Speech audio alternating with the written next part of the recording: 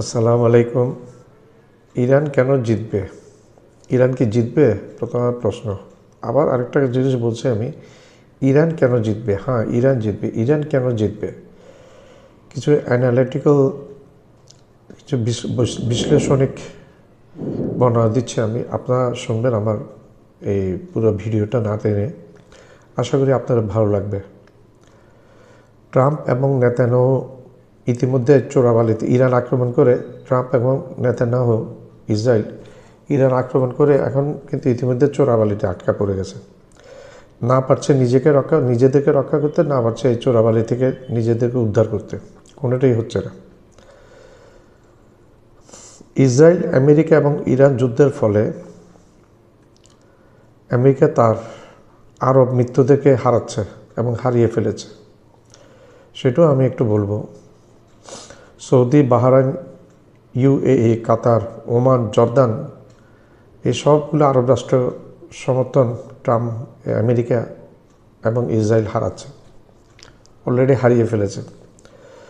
এদের অবস্থায় এই যুদ্ধের ফলে আমেরিকা, ইসরায়েল এবং ইরান যুদ্ধের ফলে এই আরব রাষ্ট্রগুলো, শেখ শাসিত, রাজাবাদশাহ শাসিত আরব রাষ্ট্রগুলোর অবস্থা খারাপ হয়ে গেছে। কারণ তাদের মধ্যে তো কোনো গণতন্ত্রের লেশমাত্র নাই। তারা আমেরিকাকে সর্বস্ব উজাড় করে দিয়েছে শুধু তাদের রাজতন্ত্রগুলো টিকিয়ে রাখার জন্য।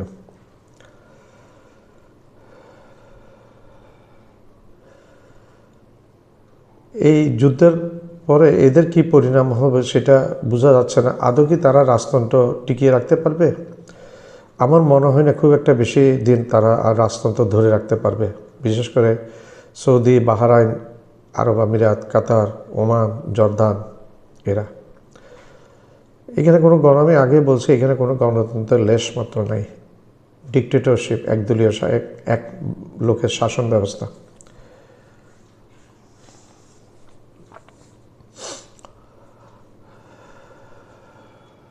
জর্দানের বাদশা এই যুদ্ধের আগে বলেছিল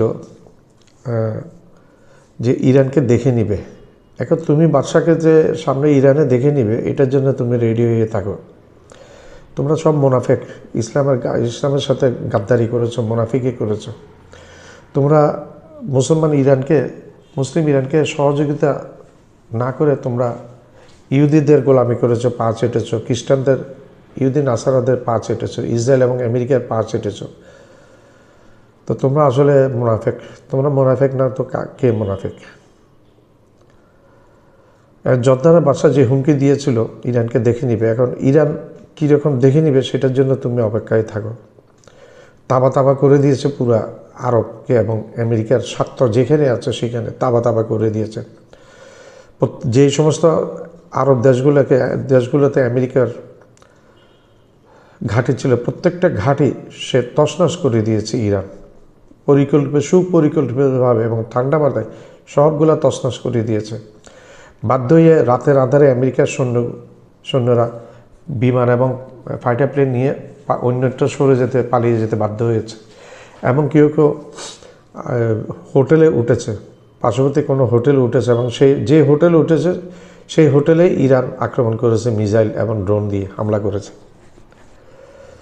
আগে আমেরিকা যেমন ইরানে আয়াতুল্লাহ খামেনিকে টিকতে দেয় নাই, মেরে ফেলেছে, এবং প্রায় 80 জনের মতো উপরের লেভেলকে শেষ করে দিয়েছিল, এবং মনে করেছিল রিজিম চেঞ্জ করে ফেলবে, কিন্তু হয়েছে তার বিপরীত। আমেরিকা ভেবেছিল আয়াতুল্লাহ খামেনিকে সরিয়ে দিলে এবং রিজিম চেঞ্জ করলে ইরানের মহিলারা তাতে আমেরিকাকে সমর্থন করবে এবং রাস্তায় বেরিয়ে আসবে ফুলের মালা দিয়ে। কিন্তু প্রকারান্তরে আমরা যেটা বাস্তবে দেখেছি সেটা হয়েছে বিপরীত। ইরানের মহিলারা হাজার হাজার শত শত মহিলা বের হয়েছে রাস্তায় এবং বিক্ষোভ করছে। তারা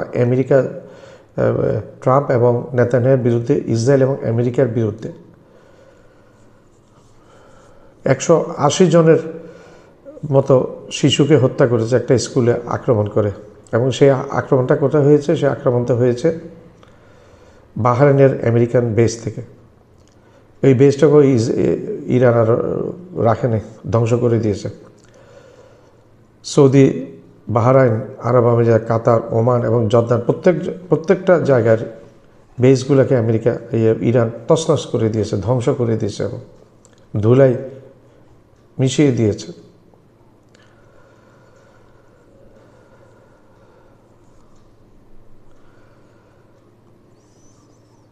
খামেনির উত্তর বর্তমান সরকারের পক্ষে ইরানের জনগণ কিন্তু এখন আছে।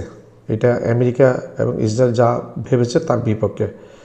আমি এর পূর্বে উল্লেখ করেছি 180টি শিশু মেয়েকে হত্যা করেছে একটা স্কুলে আক্রমণ করে, বাহরাইনের বেস ব্যবহার করে আমেরিকা।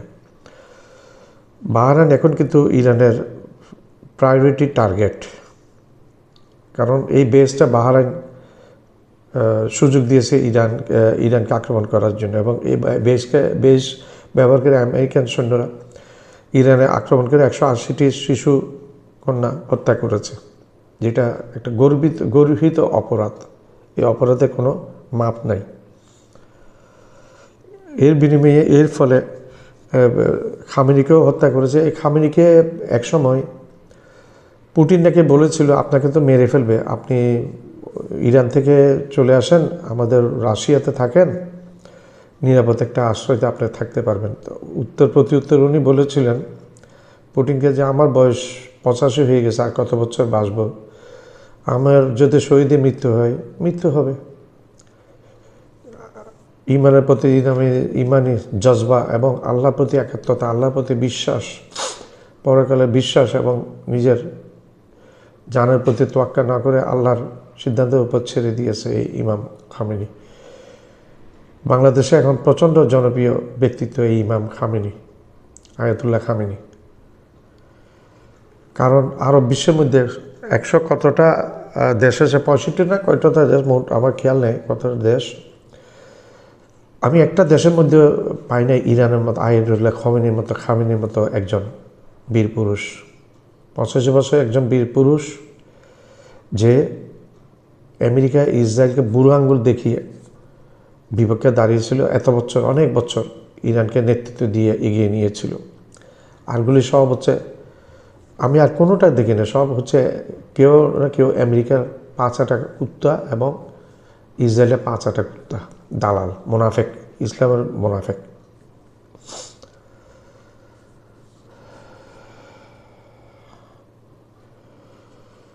আমি এর পূর্বে উল্লেখ করেছি, ইরানকে আক্রমণ করার ফলে, খামেনিকে হত্যা করার ফলে এত বেশি ইসলামিক রিপাবলিকের গার্ড এত বেশি গোসা হয়ে যায়, এত বেশি রাগ করেছে যে প্রত্যেকটা বেস, আমেরিকান বেস, এই মিডল ইস্টের এই বাচ্চাদের দেশে যতগুলো বেস ছিল সবগুলো ধ্বংস করে দিয়েছে। এমনকি আমেরিকার স্বার্থ সংশ্লিষ্ট কোনো কিছু থাকতে দেয়নি। আর আমেরিকার এম্বাসিকেও ধ্বংস করে দিয়েছে, সৌদি আরবে ধ্বংস করেছে, তারপর বাহরাইনে করেছে, আরও অন্যান্য দেশে আমেরিকান এম্বাসিগুলো দেখে দেখে টার্গেট করেছে। শুধু তা না, $2 বিলিয়ন ইউএস আমেরিকান যে রাডার কাতার এবং বাহরাইনে বসিয়েছিল, এটা হচ্ছে ইসরায়েলকে বাঁচানোর জন্য। কারণ কোনো একটা দেশ থেকে যদি এটাতে নজরদারি করত, পুরা ইউরোপের অনেকাংশ, এশিয়ার পুরা অংশ এবং মিডল ইস্টে পুরা নজরদারি রাখতো। এটাকে বলা হতো আমেরিকার চোখ, ইসরায়েলকে বাঁচানোর জন্য। 2টা রাডার বেস ছিল, একটা কাতার এবং একটা বাহরাইনে। দোনোটা সস্তা ড্রোন দিয়ে, কম মূল্যের ড্রোন দিয়ে ধ্বংস করে দিয়েছে। এগুলো যদি আবার রিপেয়ার করতে যায়, কমপক্ষে নাকি 1 বছর সময় লাগবে। 1 বছরের কম সময়ে এটা রিপেয়ার করতে পারবে না। আর এটা রিপেয়ার করাও সম্ভব নয়, ইরান বসে থাকবে না, রিপেয়ার করতে গেলে আবার অ্যাটাক করবে।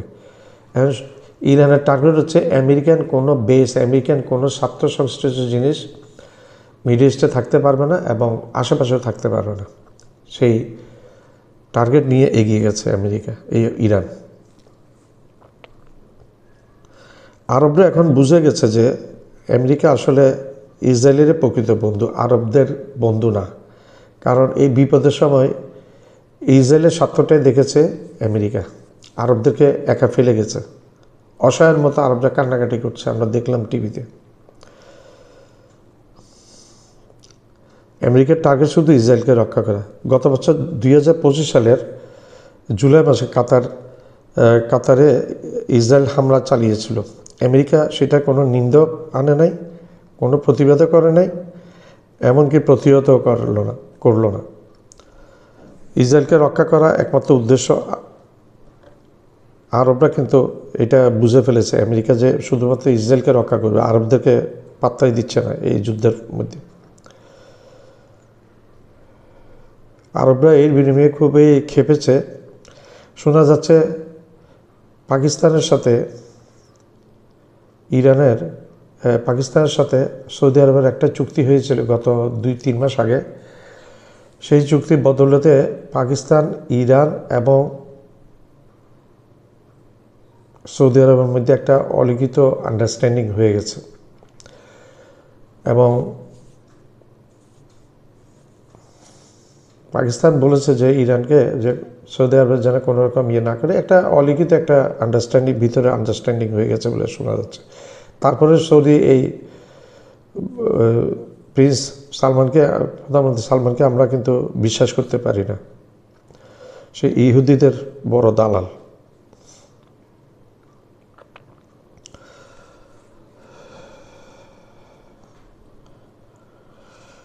এর বিনিময়ে সব কিছু বুঝে আরবরা এখন কিন্তু, আরবদের প্রচণ্ড ইনভেস্টমেন্ট আছে আমেরিকার মধ্যে, সেগুলি উঠিয়ে নিবে। এবং এই যুদ্ধের ফলে প্রতিদিন আমেরিকার খরচ গেছে $1 বিলিয়ন পার ডে, প্রতিদিনের খরচ। তার মানে এক বছরে $165 বিলিয়ন খরচ হবে। ইসরায়েলের প্রতি সপ্তাহে খরচ হচ্ছে $3 বিলিয়ন খরচ, এবং বছরে হচ্ছে $156 বিলিয়ন খরচ, যা ইসরায়েলের পক্ষে কোনো মতে সম্ভব হবে না, আমেরিকার পক্ষে সম্ভব হবে না, ব্যয়বহুল হয়ে যাবে। এই জন্য ইরান চাচ্ছে যুদ্ধটা একটু দীর্ঘস্থায়ী হয়ে যাক। ইরান তার মানদাত আমলে মিসাইল প্রথমে ব্যবহার করেছে, কম দামি ড্রোন ব্যবহার করেছে, এবং ব্যবহার করে আমেরিকার অস্ত্রভাণ্ডার প্রায় ফুরিয়ে দিয়েছে, এবং অনেক দামি দামি আমেরিকার অস্ত্র এগুলো কম দামি ড্রোন এবং মিসাইল দিয়ে ধ্বংস করেছে। এটা একটা ইসরায়েলের একটা বাহাদুরি।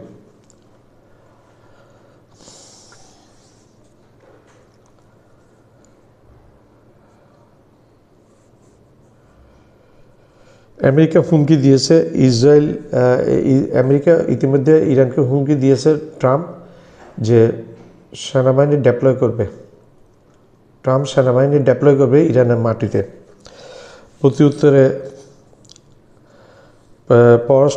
ইরানের পররাষ্ট্রমন্ত্রী আব্বাস আরাগাচি বলেছে, খুবই সুন্দর কথা, ইউ আর মোস্ট ওয়েলকাম, আপনাদের সৈন্যকে আমাদের ভূখণ্ডে স্বাগতম জানাই। তাদেরকে আমরা ফুলের মালা দিয়ে বরণ করব, হেসে হেসে তারা হেঁটে হেঁটে ঢুকবে, কিন্তু কফিনে করে আমরা তাদেরকে আমেরিকাতে ফেরত পাঠাবো। এই জিনিসটা কিন্তু আমেরিকার জনগণ কিন্তু এটা সহ্য করবে না।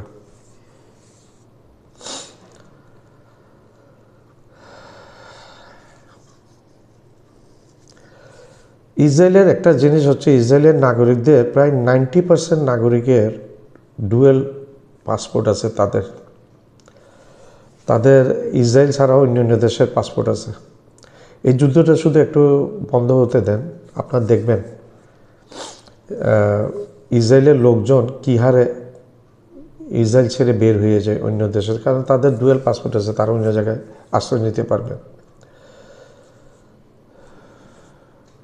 ইরান চাচ্ছে বরাবর যুদ্ধটা দীর্ঘস্থায়ী হোক। যত দীর্ঘস্থায়ী হবে তত ইরানের জন্য লাভ, আমেরিকা ইসরায়েলের জন্য ক্ষতি। তাদের অর্থনৈতিক মেরুদণ্ড একেবারে ভেঙে যাবে। একটা দেশ সামরিকভাবে শক্তিশালী হতে পারে যখন তার অর্থনীতি ঠিক থাকে। অর্থনীতি ধ্বংস করে আমেরিকাকে ধ্বংস করার তালে আছে ইরান। হিজবুল্লাহ হচ্ছে ইরান সমর্থিত লেবাননের একটি সংস্থা। তাদের সদস্য সংখ্যা হচ্ছে 1 লক্ষ।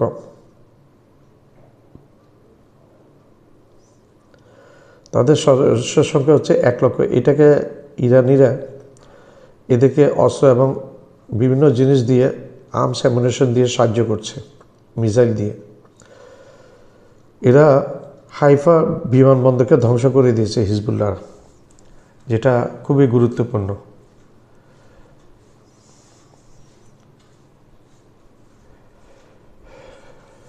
ইরান হিজবুল্লাহ ও এখানে আক্রমণ করেছে। ইরান, আরব আমিরাত এবং সৌদিতে মিসাইল বৃষ্টি বর্ষণ করেছিল ইরান। বাহরাইনের নাগরিকদের মধ্যে 80% হচ্ছে শিয়া। বাহরাইনের শাসক আবার সুন্নি। নাগরিকদের একটা ক্ষোভ আছে এই সুন্নি শাসকদের বিরুদ্ধে, এটা অনেক আগে থেকে। আর আরেকটা কথা হচ্ছে বাহরাইনে আমেরিকার 5th ফ্লিটের হেডকোয়ার্টার, 5ম ফ্লিটের যে ফ্লিট আছে সেটার হেডকোয়ার্টার হচ্ছে বাহরাইনে। সৌদির তেলক্ষেত্রে হামলা হয়েছে, সেটা ওয়েস্টার্ন মিডিয়া বলছে ইরানে করেছে। আসলে সৌদিরা তদন্ত করে দেখতে পেয়েছে যে এটা ইসরায়েলই করেছে। ইসরায়েল করেছে যেন সৌদিরা ক্ষিপ্ত হয়ে যায় এবং ইরানের সাথে যুদ্ধ লিপ্ত হয়ে এবং তাদের সাথ দেয়, তাদের সাথে অংশগ্রহণ করে ইরানের সাথে। কিন্তু সৌদিরা তদন্ত করে পেয়েছে এটা ইরানে করে না, এটা করেছে ইসরায়েল সৌদিকে এই যুদ্ধে জড়ানোর জন্য। সেটা প্রমাণ হয়ে গেছে। সৌদি আরবকে ধন্যবাদ দিয়েছে ইরান তাদের এয়ার স্পেসটা ব্যান করার জন্য, বাতিল করার জন্য আমেরিকাকে। আমি ইতিপূর্বে বলেছি পাকিস্তান সৌদি একটি লিখিত চুক্তি আছে। পাকিস্তান সৌদি এক দেশ আক্রান্ত হইলে আরেক দেশ সাহায্য করবে। আরেকটা কথা বলি, স্পেন এবং ইতালি কোনো রকমে সাহায্য করতে চাচ্ছে না আমেরিকাকে। তারা জানিয়ে দিয়েছে তোমাদের এই যুদ্ধে আমরা অংশগ্রহণ করতে পারবো না, তোমাদের সাথে যুদ্ধের কার্যক্রমে আমরা কোনো রকম অংশগ্রহণ করবো না। এই বিনিময়ে ডোনাল্ড ট্রাম্প থ্রেট দিয়েছে স্পেনকে। উত্তরে স্পেন বলেছে তুমি বেশি থ্রেট দিলে ন্যাটোতে আমাদের যে সৈন্য আছে সেগুলো আমরা উদ্যোগ করে নিয়ে আসবো। এ দ্বীপে ইউরোপের সাথেও বিচ্ছিন্ন হয়ে গেছে ডোনাল্ড ট্রাম্প। ইউরোপের সাথে সম্পর্ক খারাপ হয়ে গেছে ডোনাল্ড ট্রাম্প। জার্মানও মুখে বললেও জার্মান কিন্তু যুদ্ধে অংশগ্রহণ করতে রাজি হবে না এবং অন্যান্য জায়গা থেকে জার্মান তাদের সৈন্য হয়তো একসময় প্রত্যাহার করে নেবে। জার্মানকে ক্যানাডাকে বেশি চাপাচাপি করলে পিস কিপিং যে ফোর্সটা আছে সেটা উইথড্র করে নেবে জার্মান ক্যানাডা এবং ফ্রান্স কিন্তু সাহায্য করছে না একেবারেই ট্রাম্পকে। ট্রাম্প আশা করেছিল এদের থেকে সাহায্য পাবে। আর ইসরায়েল তো অলরেডি ট্রাম্পের কাঁধের উপর ভর করেই আছে। ইসরায়েলের প্ররোচনায় এই যুদ্ধটা হয়েছে। এদিকে আমরা চাইনিজ একজন প্রফেসরের কথা, কি নামটা আমার এখন মনে পড়ছে না, 3টি কথা বলেছিলেন উনি। একটা কথা বলেছিলেন যে তখন 2024 সালে বাইডেন ছিলেন, তখন বলেছিলেন ডোনাল্ড ট্রাম্প আবার নির্বাচিত হয়ে আসবেন। সেটাও সত্য হয়েছে। এবং আরেকটা কথা বলেছিলেন ডোনাল্ড ট্রাম্প নির্বাচিত হয়ে আসেই ইরানকে আক্রমণ করবে। সেটাও সত্য হয়েছে। বাকি আরেকটা জিনিস বাকি আছে, সেটা হচ্ছে এই যুদ্ধে ট্রাম্প হেরে যাবে, আমেরিকা হেরে যাবে, অর্থাৎ আমেরিকা ইরানের কাছে হেরে যাবে। সেটার অপেক্ষায় আমরা আছি। আল্লাহ যেন সেটাই করে এবং ইহুদি নাসারাদের এই দুর্বৃত্তায়নের দুনিয়া থেকে তাদেরকে যেন আল্লাহ উচ্ছেদ করে। আল্লাহর কাছে আমাদের করুন আকুতি এই রোজা রমজানের দিনে। আপনারা দোয়া করবেন যেন আল্লাহ ইহুদি নাসারাদেরকে, যারা ইহুদি নাসারা সবাই খারাপ না, যেগুলি খারাপ আছে তাদেরকে যেন আল্লাহ উচ্ছেদ করে। বিশেষ করে আমেরিকা এই দুর্বৃত্তায়ন সারা বিশ্বে দেশে দেশে যুদ্ধ লাগিয়ে দেওয়া, খুন খারাপি করা। এখানে তিনটা বড় ইবলিশ শয়তান আছে আমি বলি। একটা হচ্ছে ডোনাল্ড ট্রাম্প, আরেকটা হচ্ছে নেতানিয়াহু, আরেকটা হচ্ছে এই নরেন্দ্র মোদী। এটা বড় জাতের 3টা ইবলিশ। এটা আপনারা আমার সাথে একমত হতে পারেন না পারেন কিছু না, এটা আমরা এটা মনে করি। বেশিরভাগ মুসলিম দুনিয়ার বেশিরভাগ মানুষই এটা 98% মানুষ এটা বিশ্বাস করে আকারে ইঙ্গিতে এবং পরোক্ষভাবে এবং প্রত্যক্ষভাবে এটা বিশ্বাস করে। যাই আসুক না কেন, অর্থাৎ পদাতিক যে কোনো বাহিনীকে ইরানের মাটিতে ফেস করার মতো সক্ষমতা আমাদের আছে। অর্থাৎ ইরানের সীমান্তেই আসতে পারবে না। ইতিমধ্যে একটি ঘটনা আমেরিকা ঘটিয়েছে, যেটা আমেরিকা সাবেকি স্টাইলে ঘটায় সব জায়গায়। অর্থাৎ বাইরে থেকে ফোর্স ঢুকিয়ে দিয়ে স্যাবোটেজ করে। তাই আমেরিকা এবং ইসরায়েল একটা চেষ্টা করেছে এই গত একদিন না, গত পরশুদিন, সেটা হলো আপনার তুরস্ক থেকে এবং ইরাক থেকে কুর্দিদের এনেছে। কুর্দিরা আবার ইরানের বর্তমান রেজিমকে পছন্দ করে না। কুর্দিরা আসতে চাইছে এবং কিছু কুর্দি দল প্রবেশ করেছিল স্যাবোটেজ করতে ইরানের ভূখণ্ডে, এবং আইআরজিসি এসে স্প্যাশ করে দিয়েছে, একেবারে শেষ, এলিমিনেট করে দিয়েছে। সুতরাং এখানে এখন ল্যান্ড ফোর্স দিয়ে এবং এয়ার স্ট্রাইকিং কোনোটাই আর কার্যকরী হচ্ছে না। এখানে ডগলাস নামে একজন আমেরিকান এক্সপার্ট আছে, উনি কর্নেল ডগলাস, উনি আমেরিকান, তাকে প্রশ্ন করা হয়েছিল, তার ইন্টারভিউতে পরিষ্কারভাবে বলেছেন যে ওয়ার কনসেপ্ট চেঞ্জ হয়ে গেছে। আগে যেরকম আপনার সৈন্য ঢুকে ভূখণ্ড দখল করে আপনার একটি দেশকে আয়ত্তে আনা যেত, অথবা এয়ার ডিফেন্স দিয়ে অর্থাৎ আকাশে বিমান হামলা করে, এই কনসেপ্ট গুলো চলে গেছে। এখন যেটা আসছে ড্রোন এবং মিসাইল, সেই ড্রোন এবং মিসাইলে ইতিমধ্যেই আপনার ইরান প্রমাণ করেছে, ইরান এটাতে সুপ্রিমেসি অর্জন করেছে। ইরানের ড্রোন এবং মিসাইলকে ফেস করা আমেরিকা এবং ইসরায়েলের জন্য দূরও হয়ে পড়ছে, এবং এটা কস্টলিও বটে। আপনি একটা ড্রোন ইরান তৈরি করে এটা $50,000 দিয়ে, এবং এটাকে আমেরিকা ইন্টারসেপ্টার্স দিয়া তাদের মিসাইল টমাহক দিয়ে যখন ফেস করে, একটা মিসাইলের দাম পড়ে আমেরিকার আপনার $3 থেকে $4 মিলিয়ন, এবং 3 থেকে 4 মিলিয়ন, 3-4টা ইন্টারসেপ্টর ইউজ করে। তাহলে 4টা হলে আপনার কতগুলো হয়? এরকম তো আপনার ইরানের 10টা ড্রোন ফেস করতে গেলে $1 বিলিয়ন খরচ হয়ে যাচ্ছে।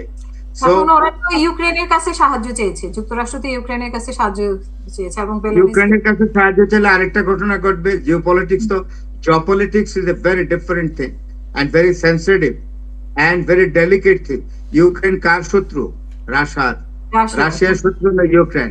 অলরেডি ইউক্রেন আপনার রাশিয়া ইরান থেকে ইউক্রেন ড্রোন নিয়ে ইয়াকে সামলিয়েছে, মানে ইউক্রেনের বিরুদ্ধে কাজে লাগিয়েছে।